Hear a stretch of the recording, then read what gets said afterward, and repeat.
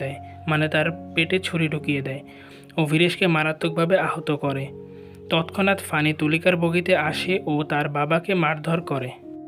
অন্যদিকে তুলিকা না চাওয়া সত্ত্বেও তার বাবার আদেশে পালিয়ে অন্য বগিতে যায়, কিন্তু তার শেষ রক্ষা হয় না।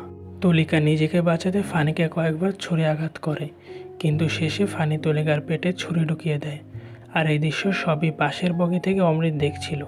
এই দৃশ্যটি সত্যি অনেক বেদনাদায়ক ছিল, যা আপনি মুভিটি না দেখলে ভালো মতো বুঝতে পারবেন না। এভাবে কেউ যদি আপনার ভালোবাসার মানুষটিকে আপনার সামনে মেরে ফেলে তো বুঝতেই পারছেন কেমন লাগে।